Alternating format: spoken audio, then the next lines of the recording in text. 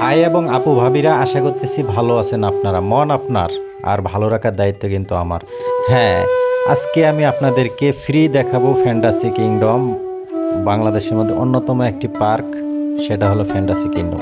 তো আমি আমার বাসার ছাদ থেকে আমি ড্রোনটা উড়িয়ে দিলাম। পাশে দাঁড়ায় আছে আমার একটা বড় আপু, উনি ড্রোন উড়ানো দেখবে। যাই হোক, আমি আস্তে আস্তে দিলাম উড়াইয়া। ড্রোন কিন্তু যাচ্ছে ঢাকা শহরের বিল্ডিংগুলো পার করে আস্তে আস্তে কিন্তু যাচ্ছে। আমার বাসা থেকে মোটামুটি মানে রিক্সা দিয়ে গেলে 20 টাকা ভাড়া নেয়। তো আর ফ্যান্টাসি কিংডম ঢুকতে গেলে তো মনে করেন 600 থেকে 700 বা 800, এর নিচে কিন্তু ভিতরে প্রবেশ করতে পারবেন না। যাই হোক, তো আমার চিন্তা ভাবনা হলো আমি কিন্তু এত টাকা দিয়ে টিকিট কাটবো না আর ভিতরে যাবো না। আমি গেছিলাম একবার। যাই হোক, এখানে সারা বাংলাদেশ থেকে লোক আসে কিন্তু দেখার জন্য আসে। অনেক সুন্দর একটা জায়গা, যা আশুলিয়া জামগড়া এর মধ্যে একটা অনেক সুন্দর একটা জায়গা। যাই হোক, তো আমি যেই কথা সেই কাজ, এখন যাচ্ছে কিন্তু ড্রোন কিন্তু মোটামুটি কাছে চলে গেছে। ফ্যান্টাসি কিংডমের একদম পাশে কিন্তু চলে গেছে এই মুহূর্তে। বিল্ডিং পার করে হচ্ছে, এই দেখেন, এটা কিন্তু ফ্যান্টাসি কিংডম। আমি কিন্তু এই পরবর্তীতে আপনাদেরকে আবার নিয়ে আসতেছি। এখানে আমি আরও অবাক করে যাব। অনেক সুন্দর দেখা যাচ্ছে উপর থেকে, কিন্তু অনেক সুন্দর দেখা যাচ্ছে। বাহ, কি চমৎকার দৃশ্য ফ্যান্টাসি কিংডমের, সত্যি অসাধারণ। ভিতরেও ভালো, উপর থেকে দেখতে আরও ভালো। এই দেখেন, এই জায়গাটা কিন্তু অনেক অসাধারণ, কি চমৎকার।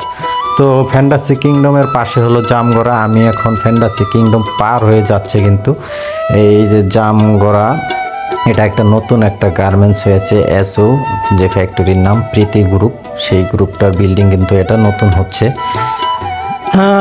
এই পাশে কিন্তু আমার ড্রোন কিন্তু ওভার হয়ে গেছে, জামগড়া ওভার হয়ে যাচ্ছে, ওই পাশে যাচ্ছে। আমি মানে আমার চিন্তাধারা ছিল দেখি কত দূর নিতে পারি। এ পর্যন্ত কোনো সিগন্যাল আসে না, তারপরও আমি যাই হোক আর দূরে নিলাম না, আমি এখন ঘুরায় নিয়ে আসতেছি। দেখতে থাকুন, আর ভিডিওটি কেমন লাগে তা অবশ্যই কমেন্ট করে আমাকে জানাবেন।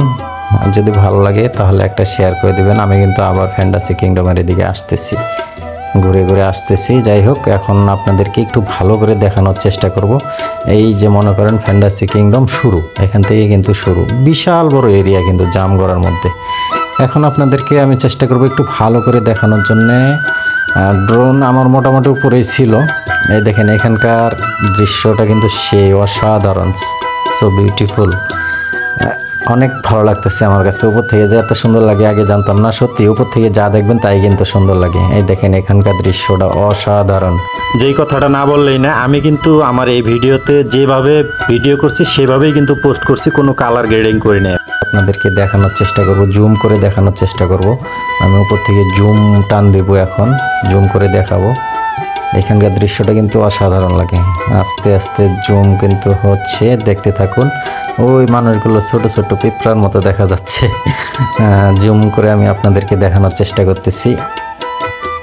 কেমন লাগতেছে অবশ্যই কিন্তু কমেন্ট করে আমাকে জানাবেন। দেখতে থাকুন।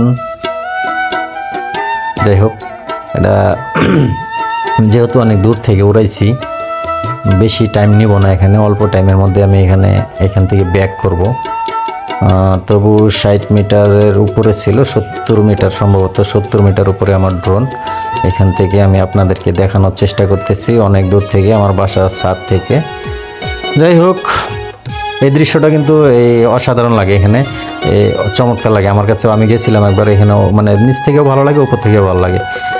যাই হোক, এখন কিন্তু ঘুরে নিয়ে আসতেছি। আর যেটা হলো, আমার বাসার পাশে সুন্দর একটা বিশাল বড় একটা মাঠ আছে।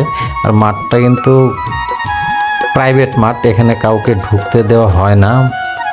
সবসময় চতুর্পাশ দিয়ে কিন্তু তালাবদ্ধ থাকে। এই ফাঁকাটার মধ্যে কিন্তু আমি আরেক সময় একবার ড্রোন হারাইছিল, এখানে কিন্তু অনেক খোঁজাখুঁজি করছিলাম। এই যেটাও পার করতেছি আমি।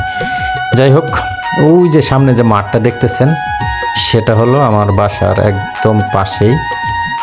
আমি যেখানে থাকি ঢাকায়, এই মাঠটা কিন্তু অনেক সুন্দর লাগে, অনেক ভালো লাগে বাসার ছাদ থেকে দেখলে।